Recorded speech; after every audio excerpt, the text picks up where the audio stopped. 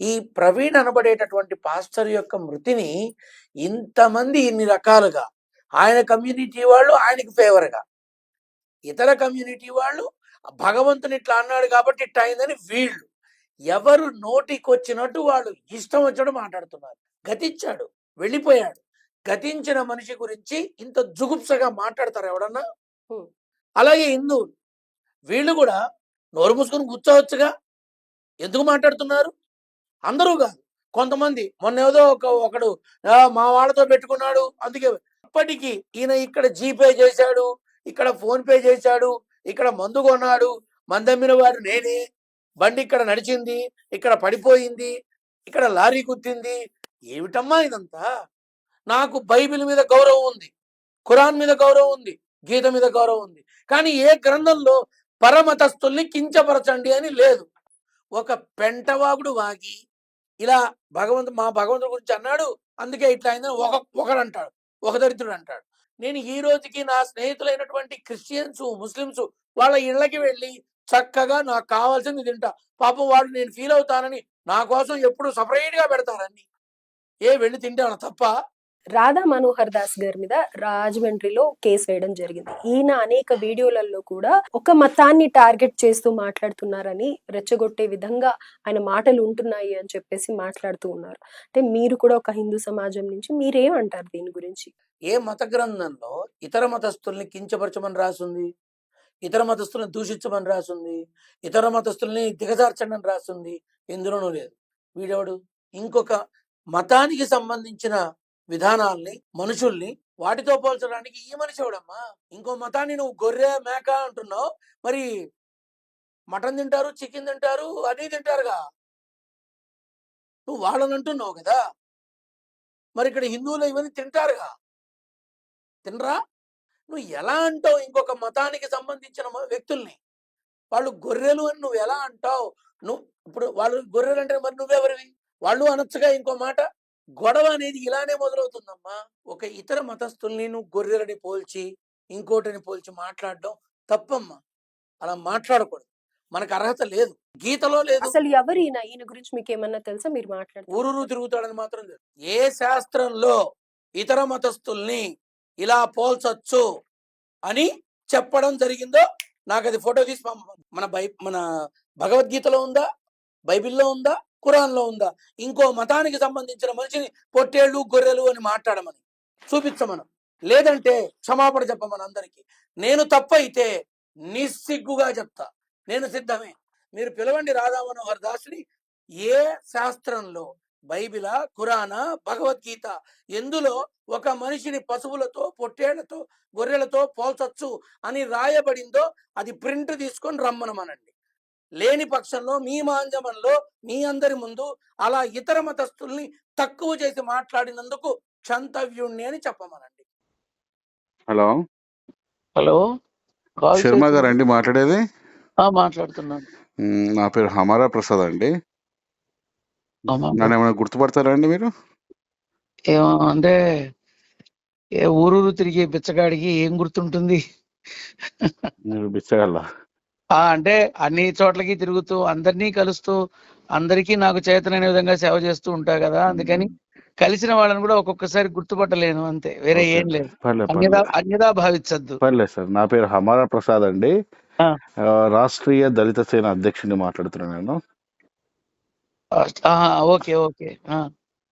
హిందూ ధర్మం కోసం నేను పనిచేస్తుంటానండి నేను. హ్యాట్స్ ఆఫ్ టు యు అండి. ఓకే, ఇప్పుడు విషయం ఏంటంటే సార్, మీరు ఉండేది ఎక్కడ సార్? బండ్లగూడ. నేను ఉండేది హైదరాబాద్, అల్వాల్లో ఉంటా. సో ఈరోజు మీద ఒక ఇంటర్వ్యూ చూసాను నేను, రెడ్ టీవీ ఛానల్లో ఒక ఇంటర్వ్యూ చూసాను. అవును అవును అవును.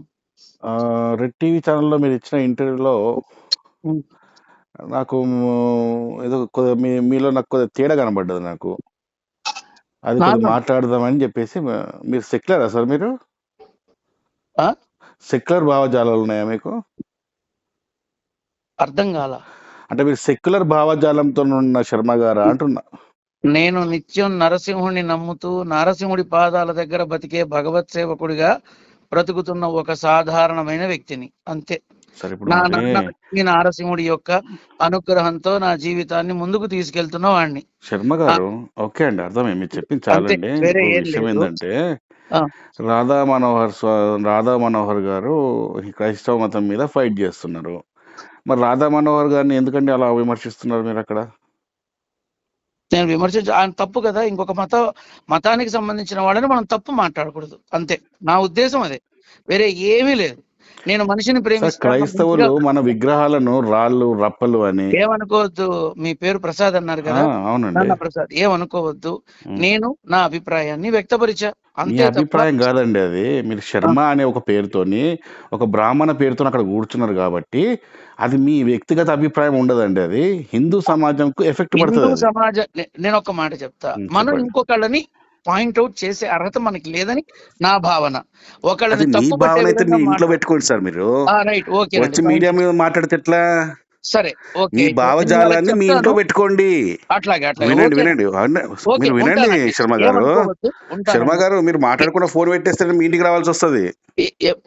నన్ను ఎందుకు బెదిరిస్తున్నారండి? అంటే బెదిరించడం కాదండి, నన్ను ఎందుకు 100% బెదిరిస్తున్నారు? బెదిరిస్తామండి. దేనికండి? శర్మ గారు, నేను దేనికండి? క్లియర్ నేను చెప్పాను. చేసిన నేను తప్పేంటి? అదే మాట్లాడు. మరి మాట్లాడకుండా ఫోన్ పెట్టేయడమే. ఫోన్ పెట్టేస్తే మాత్రం బాగుండదు. అంటే అలా మొత్తం మేము కాదు. అందరం వస్తాం, మీ ఇంటికి వస్తాం, వచ్చి కూర్చుంటాం. ఎందుకు? నేను శ్రీరామనవమి ఉత్సవాలన్నీ కంప్లీట్ సార్ మరి చేసుకొని అదే వినండి నేనే సార్. మీరు వస్తాను. మరి మంచి ఎంత బాగా మాట్లాడుతున్నా మీతో. నేను సరే, చెప్పండి, ఒక్క బ్యాడ్ చెప్పండి, వర్డ్ అన్న వాడినా చెప్పండి, మీకు? చెప్పండి. చిచ్చి, లేదు లేదు లేదు, మీరు మరి అస్సలు శర్మ గారే మాట్లాడుతున్నా మీతో. సరే, ఓకే, నేను ఒక చెప్పండి, చెప్పండి. దళితుడినై ఉండి ఈరోజు దళిత సామాజిక వర్గం హిందూ ధర్మం మీద ఏ విధంగా దాడులు చేస్తుందో మీకు తెలుసు. అలాంటి సామాజిక వర్గం నుంచి కూడా నేను నా ధర్మం కోసం నేను పోరాడుతున్నా ఈరోజు. మీకోసం ఈ భగవత్ సేవకుడు ఏం చేయగలడో చెప్పండి, అదే నేను చేస్తాడు. చెప్తున్నా సార్ మీకు. నేను చేస్తా ఖురాన్ మీకోసం. చదివారా సార్ మీరు? ఆ? ఖురాన్ చదివారా? ఖురాన్ చదవలేదు, కానీ నా సార్ నేను అడిగిందని స్నేహితుల చెప్పండి ద్వారా సార్. విన్నాను అవన్నీ పక్క పెట్టండి అంతవరకే. సార్, విన్నై పక్క పెట్టండి సార్. ఆ, ఖురాన్ మీరు చదివారా? చదవలేదు. బైబిల్ చదివారా? చదవలేదు. నేను చదివాను సార్. నేను ఓ, అవునా? ఖురాన్ లో మన విగ్రహారాధన చేసే వాళ్ళను, మన హిందువులను, ముస్లిం మతాన్ని ఆచరించని వాళ్ళను, ఉమ్, మహమ్మద్ ప్రవక్తను నమ్మని వాళ్ళను ఉమ్, కాఫిర్లు అంటారు. అవునా? ఖురాన్ లో ఉంది కాఫిర్లు అని, తెలుసా మీకు? తెలీదు, అసలు తెలీదు మరి నాకు. ఏది తెలియదు ఎందుకు సార్ మీరు ఏదో పెద్ద పెద్ద మాటలు మాట్లాడతారు మీరు? నేను ఒక్క మాట చెప్పనా ఉండండి, ప్రసాద్? ఇంకా అయిపోలేదు, ఒక్క కొద్దిగా మాట. ఆగండి. నాది అయిపోయినాయి సార్. నాది బైబిల్ చదివారా మీరు? చదవలేదు. బైబిల్లో నిర్గమకాండంలో ఏం రాసి ఉన్నారు సార్? తెలీదు. హిందువులు ఏవైతే మత విగ్రహాలను పూజిస్తారో ఆ విగ్రహాలను ఊరి చివర తీసుకెళ్లి పగలగొట్టండి. వాళ్ళను చంపడంలో ముందు మీరే ఉండండి అని చెప్పింది బైబిల్లో. నాకు తెలియదండి ఇది. మరి ఏది తెలియకపోతే ఎందుకు సార్ అలా పోయి ఆడ పెద్ద పెద్ద మాటలు మాడతారు? మరి అన్యదా భావించద్దు, నేను మనిషిగా ఆలోచించాను. మీరు మనిషి కాదు సార్.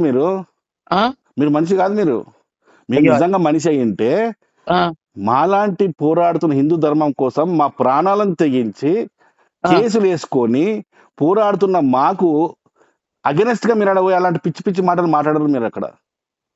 కాదు ప్రసాద్ గారు, నేను ఎవరిని తక్కువ చేసి మాట్లాడలా, ఎవరిని తక్కువ చేసి కాదండి. ఎవరిని ఏ గ్రంథాల్లో అపప్రదగా ఇతర మాట్లాడలా. మతాలను తిట్టొద్దు అని చెప్పేసి లేదు అని అన్నారు కదా. మీరు సార్ గ్రంథాలే అంటే చదవనప్పుడు మీకు ఏం తెలుసండి? మీకు గోంగూర ప్రసాద్ గారు, కట్ట తెలుసా మీకు? ఒక్క నిమిషం. నేను అది కాదండి, ఒక్క నిమిషం ఆగండి, కొద్దిగా ఆగండి సార్, మీరు ఆగండి. ఉమ్, ఆంధ్రప్రదేశ్ లో 150 దేవాలయం దాడులు జరిగినప్పుడు ఏ గుడి విషయంలో బయటకు వచ్చి మీరు మాట్లాడారా? అయ్యో, చెప్పాను. అంతర్వేది రథాన్ని ఎందుకు తగలబెట్టారని అడిగాను. అలాగే అది మీ దుర్గమ్మ ఇంట్లో వారి కూర్చొని యొక్క రథాన్ని కాదండి, మీద మీ ఉన్న ఇంట్లో కూర్చొని వెండి మాట్లాడడం సింహాన్ని కాదు. ఎందుకు తొలగించారని మీ అడిగాను. ఇంట్లో కూర్చొని మాట్లాడడం కాదు. కాదు, ఎక్కడైతే సంఘటన అక్కడికి వెళ్ళి జరిగిందో అక్కడికి వచ్చి మాట్లాడా. అక్కడికి వెళ్ళి మాట్లాడా. చూడండి శర్మ గారు, నేను చెప్పండి. మాట్లాడుతున్నా. మీరు పెద్దవాళ్ళు కొద్దిగా వినండి. నేను ఏం చెప్తున్నాను వినండి, తర్వాత సమాధానం చెప్పండి. మీ సమాధానం చెప్పినంతసేపు నేను వింటా, అయ్యో, నా మీ దగ్గర భావజాలను కూడా నేను వింటా.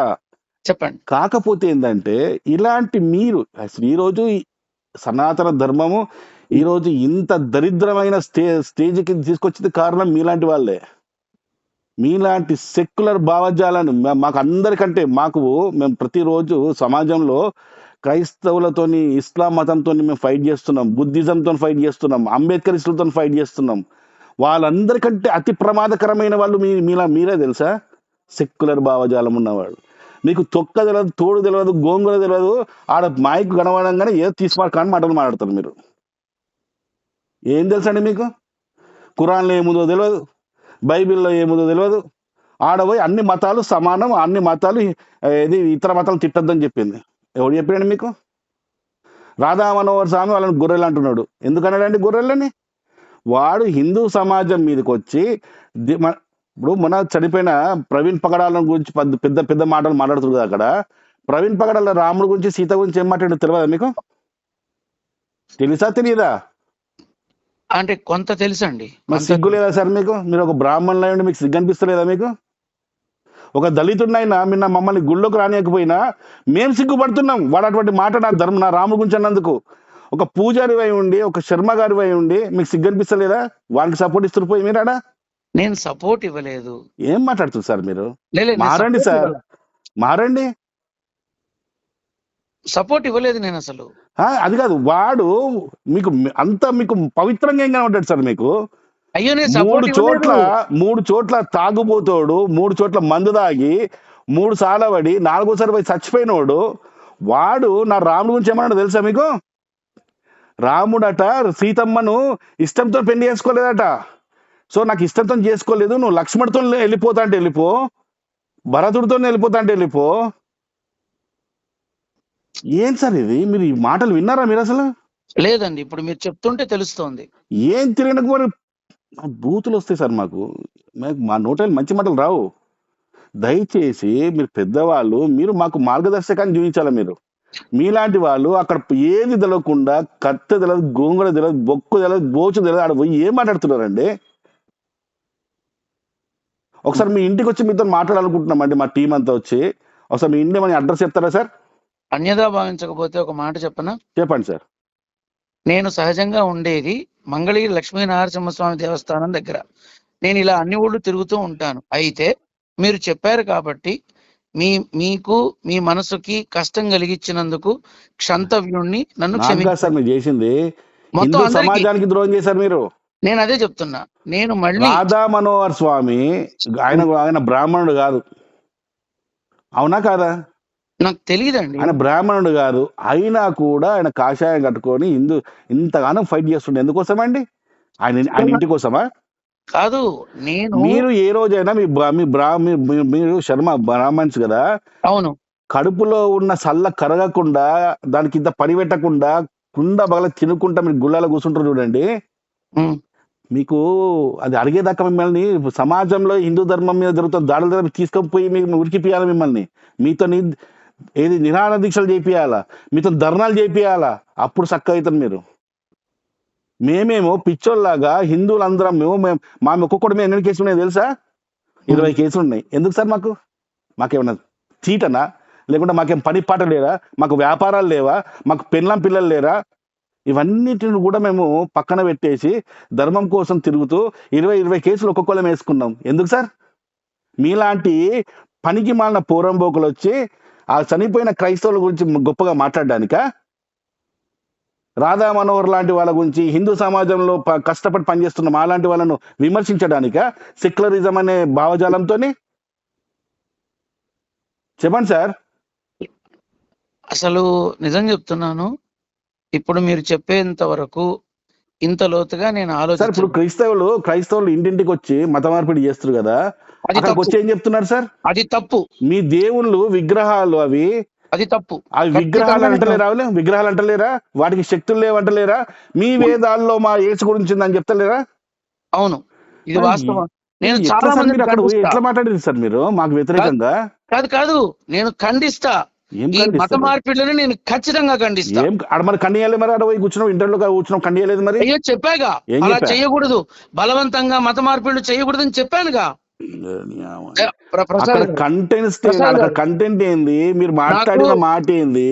నాకు ఆ అమ్మాయి ఎవరైతే ఉందో ఆ అమ్మాయి వీటి మీద మీ అభిప్రాయాలు చెప్పాలి అంటే, అమ్మ నా అభిప్రాయాలు ఏవైతే ఉన్నాయో అవి చెప్తాను, అందులో అనుమానం లేదు, కానీ ఒకరిని బాధ పెట్టే విధంగా నేను ఎప్పుడూ మాట్లాడను అని చెప్పా. అంతే చూడండి శర్మ గారు, ఒకరిని ఒక్కడు మన మీద దాడి చేస్తున్నప్పుడు మీలాంటి వాళ్ళు మాకు ఎలాంటి ఉపదేశం ఇవ్వాలంటే, శాంతి వచనాలు కాదు మీరు మాకు చెప్పాల్సింది. ధర్మం ఏం చెప్పింది? కృష్ణుడు ఏం చెప్పిండండి? మన మీద దాడి జరుగుతుంటే అన్ని అన్ని సంకలు పెట్టుకొని ఇంట్లో కూర్చోమన్నాడా? లేదు. భగవద్గీత ఏం చెప్పిండు? భగవద్గీతలా ధర్మం కోసం ఎంత దూరమన్నా పొమ్మన్నాడు. మీలాంటి వాళ్ళు మాకు చెప్పాల్సింది అది. మీ దగ్గరకు వస్తున్న యూత్ కు చెప్పాల్సింది అది. ఈ మాట ఇదే చెప్తానండి, ధర్మాన్ని చెప్పానండి. కాపాడాలి, ఆడ పోయి మన ధర్మాన్ని నేను ఇతరులను కాపాడుకోవాలని చెప్తా. అది కాదు, మీరు అక్కడ పోయి ఇతరుల గురించి నేను విమర్శించకపోతే ఎందుకండి? మీరు పంతులుగా ఉండి ఎందుకు? మీరు ఒక ప్రసాద్ ఒక శాస్త్రాల మాట గురించి చెప్పనా? చెప్పరు. మీలాంటి ప్రసాద్ గారు, వాళ్ళు వినండి సార్, ప్రసాద్ వినండి. గారు ఒక్క మాట చెప్తా, ఒక్క చెప్పండి మాట. సార్, చెప్పండి. ఇప్పుడు మీరు చెప్పారే మీరు ధర్మం కోసం ఎంత దూరం అన్నా వెళ్ళాలని చెప్పారు కదా, అలా వెళ్ళినందుకు నన్ను కొంతమంది పెట్టిన హింసకి దాదాపుగా 5 నుంచి 6 నెలలు మంచంలోనే ఉన్నా. నెంబర్ 1. నెంబర్ 2, విపరీతమైన గాయాలకి లోనై అసలు దిక్కులేని విధంగా దాదాపు 2 ఏళ్ళు చాలా కష్టాలు పడ్డా. అప్పుడు నా భార్యకి నేను ఇచ్చిన మాట ఏంటంటే, ఎవరిని పొగడను, ఎవరిని తిట్టను, ఎవరిని విమర్శించను, నా బ్రతుకు నేను బ్రతుకుతా, నీ పసుపు కుంకాలకి హాని రానివ్వను అని అప్పటి నుంచి నోరు ముడ్డి మూసుకొని నవరంధ్రాల్లో మైనం కూరుకొని అందరూ సమానమే అనే ఒక ఆలోచనతో అందరితో స్నేహభావంగా ఉంటున్నా. ప్రసాద్ గారు, అలాగే ఒక నిమిషం, ఇప్పుడు మీకు ఈ శర్మ యొక్క మనసులో ఉన్న బాధ మీకు అర్థమైందా? నేను ఇప్పుడు చెప్తా సార్. మీ బాధను మనిషి మీ నవరంధ్రాల్లో పెట్టుకోండి, అర్థమవుతుందా? పాయింట్ ఏంటంటే, ధర్మం కోసం మీరు పనిచేస్తున్నప్పుడు మీ ఇంట్లో వాళ్ళు కూడా మీరు ధర్మం కోసం ఎవరో ఏ ధర్మం కూడా నేను పోరాడు అని చెప్పలే. నువ్వు ధర్మం కోసం పోరాడుతున్నావు. నీ ధర్మం కోసం నీ ధర్మం కోసం కన్న తల్లి లాంటి నీ ధర్మం కోసం పోరాడుతున్నప్పుడు నీ భార్య పిల్లలు వద్దన్నా కూడా నువ్వు పోరాడు. లేదా అన్ని మూసుకొని నీ పూజలు కార్యక్రమాలు చేసుకునేదో అది పూజలు చేసుకున్నప్పుడు డబ్బులు వస్తాయి కదా, ఆ డబ్బులతో నీ పిల్లల్ని బతికించుకో. అంతేగాని అందరూ సమానమే, అందరు ఈక్వల్. సార్ ఇప్పుడు నేను ఒక మాట చెప్తా. రాముడు, యేసు, అల్లా ముగ్గురు దేవుళ్ళే అని నేను అంటా. ఇదే మాట ఒక క్రైస్తవుడితో అనిపించండి, అనిపించలేదు అనుకోండి, మా దళితులు చెప్పులు తీసుకొని కొడతాం మిమ్మల్ని. ఇంత పెద్ద మాట అంటున్నాం మిమ్మల్ని, అనిపించండి. ఒక క్రైస్తవుడి దగ్గరకు పోయి, ఒక ముస్లిం దగ్గరకు పోయి ఇదే మాట నేను అన్నట్టు అనిపించండి. మరి అందరు సమానం ఎట్లయింది సార్? నేను నా అభిప్రాయం నీ అభిప్రాయం మనిషి నవరంధ్రాల్లో పెట్టుకో అని చెప్పినా కదా. పిచ్చకుండా మాటలు మాడుతావు నీ అభిప్రాయం అని. నీ బొంగుల అభిప్రాయం మాకెందుకు? ఇంకా ఏం చేద్దాం అనుకుంటున్నారు? హిందూ సమాజాన్ని సర్వనాశనం చేద్దాం అనుకుంటున్నారా? యుద్ధం చేయరాకపోతే గుద్ద ముసుక ఇంట్లో కూర్చోండి. అట్లాగేనండి. ఆ పూజలు బీజలు చేసుకొని హాయిగా బతకండి. మేము అద్దంటలేము. చేసేవాడిని వచ్చి విమర్శించడం, చేసేవాడిని నీరు గార్చడం, అంటే ఒక మైక్ ఇవ్వగానే నీకు తీసుకొని అయిపోయినాడా? ప్రసాద్ గారు, ఇంకా ఎప్పుడు ఏ ఛానల్లో అడుగు పెట్టను, ఎవరికి ఇంటర్వ్యూ ఇవ్వను. నేను మీరు చెప్పినట్టుగా నా జీవితంలో ఈ పొరపాటు ఇంకోసారి జరగనివ్వను. కుదిరితే రాముల వారి కళ్యాణోత్సవాలు చేయించడానికి వెళుతున్నా. మంచి పని చేయండి సార్. రాముల వారి కళ్యాణోత్సవాలు చేయించి రామ కళ్యాణం, రామ పట్టాభిషేకం నా చేతుల మీదుగానే జరిపించాలని అంటే చీమకుర్తికి వెళుతున్నా. రాముల వారి కళ్యాణోత్సవం, శ్రీరామ పాదుక పట్టాభిషేకం అన్ని చేయించిన తర్వాత హైదరాబాద్కు వచ్చి మిమ్మల్ని కలిసి మీకు కాళ్ళు పట్టుకొని క్షమాపణ చెప్పండి. అంత మాటొద్దు సార్. మీ శర్మ గారు, మీ బ్రాహ్మణులు అంత మాటొద్దు. నేను కూడా ఆవేశంలో కొన్ని మాటలు ధర్మని అనేసిన, నన్ను క్షమించండి. మీరు మాకు పెద్దల స్థాయిలో ఉండండి సార్. మమ్మల్ని ఒక మార్గదర్శకాన్ని ఇవ్వండి మాకు. ప్రసాద్ గారు, దయచేసి మమ్మల్ని నీరు గార్చకండి. కాదు, ఈ రోజు వరకు అందరినీ నాన్న నాన్న అని పిలుచుకునే నేను మిమ్మల్ని ప్రసాద్ గారు అన్నానంటే నేను తప్పు చేసినట్టుగా ఒప్పుకున్నాను. కాబట్టి మీ మనసుకి కలిగిన కష్టానికి 2 చేతులు క్షమించమని అడుగుతున్నా. You are not alone. మాకు మా గురు స్థాయిలో ఉండండి. మమ్మల్ని ఒక మార్గదర్శకాన్ని మాకు చూపించండి. ధర్మం కోసం మమ్మల్ని ఏ విధంగా పోరాటం చేయాలో మాకు నేర్పించండి. మన గ్రంథాల్లో ఉన్న మంచి విషయాలు మాకు నేర్పించండి. దయచేసి ఇవి చేయండి సార్. తప్పకుండా. దయచేసి మిమ్మల్ని తప్పుగా కొన్ని వర్డ్స్ అంటే ఆవేశంలో కోపం వచ్చేసింది సార్. ప్రసాద్ గారు, మీరు దయచేసి మమ్మల్ని క్షమించండి. కొన్ని మాటలు రాంగ్ మాటలు మాట్లాడి నాకు క్షమించండి ప్లీజ్. లేదు ప్రసాద్ గారు, నేను చెప్తాను సార్, నాకు బ్రాహ్మణ సమాజం అంటే చాలా గౌరవం సార్. మాకు ఒక మంచి దారి చూపించాలి మీరు మాకు. తప్పకుండా ప్రసాద్ గారు. దయచేసి ఇలాంటి మాత్రం ఇంటర్వ్యూ చేయకండి సార్ ప్లీజ్. కాదు, మాట ఇస్తున్నా, నేను Please, నమ్మే sir. నా నారసింహుడి పాదాల సాక్షిగా, నేను నమ్మే నా హైందవ ధర్మం సాక్షిగా, అది నేను సార్. నిత్యం కొలిచే గాయత్రి తల్లి సాక్షిగా, నన్ను కన్న నా సీతమ్మ తల్లి సాక్షిగా, ఇంకా ఇటువంటి పొరపాటు ఈ రాఘవ శర్మ, సతీష్ శర్మ ద్వారా జరగదు, అయ్యో thank you sir, thank you, జరగనే జరగదు. Thank you sir, thank you. దయచేసి మేము ఏదైనా తప్పుగా ఇంకొకటి, మాట్లాడితే, తప్పుగా మాట్లాడిన కొన్ని లేదు వర్డ్స్ లేదు ప్రసాద్ గారు, దయచేసి క్షమించండి. లేదు, నాలాంటి వాడు మీలాంటి 10 మందికి ఉపయోగపడితేనే అది నా సార్ మేము జీవితానికి అనేది, ఒక అర్థం, అది సార్ మేము అడిగేది. నా జీవితానికి ఒక అర్థం, ఇది నాకు అర్థమైంది. మా ఇప్పుడు జీవితాలను ఇంకొక, అర్థం సార్, మేము మిమ్మల్ని ఒక ఉట్టిగా కలవను, మిమ్మల్ని ఊరికే కలవను. అయ్యో సార్, శ్రీరామ పాదుక పట్టాభిషేకం జరిపించి సీతారామ కళ్యాణం చేయించి ఆ రాముల వారి అక్షతలు, తలంబ్రాలు, ప్రసాదాలు తీసుకుని మిమ్మల్ని నేరుగా కలుస్తా. అయ్యో sir sir sir thank you అండి, థ్యాంక్ యూ శర్మ గారు. దయచేసి మీరు ఏమనుకోకండి, జర మాకు మంచి మార్గాన్ని చూపించి మాకు ఏంది మమ్మల్ని ఒక వీరుల్లాగా తయారు చేయండి, కానీ తప్పకుండా. దయచేసి ఒక సెక్యులర్ భావజాలం ఉన్న మనుషులుగా మాత్రం మమ్మల్ని తయారు చేయండి ప్లీజ్. లేదు, నేను చెప్తున్నా కదా. Thank you sir, thank you. ఇప్పుడు ఇప్పుడు ఆ ప్రసాద్ అనబడేటటువంటి వ్యక్తి కాదక్కడ, అది ఒక శక్తి, నలుగురికి జీవనాధారం అయ్యే విధానంలో ఉన్నటువంటి వ్యక్తి. ఆ వ్యక్తి మనసుకి తెలుసో తెలియకో ఈ రాఘవ సతీష్ శర్మ బాధ కలిగించినందుకు బాధపడుతున్నాడు. నెంబర్ 1 బాధపడుతున్నాడు. నెంబర్ 2 ఈ పొరపాటు ఇంకొకసారి జరగకుండా ఒళ్ళు దగ్గర పెట్టుకొని జాగ్రత్తగా ఉంటాడు. నెంబర్ 2. నెంబర్ 3 ప్రసాదుని కలవడం జరిగి తీరుతుంది, అందులో అనుమానమే లేదు. ఎలా?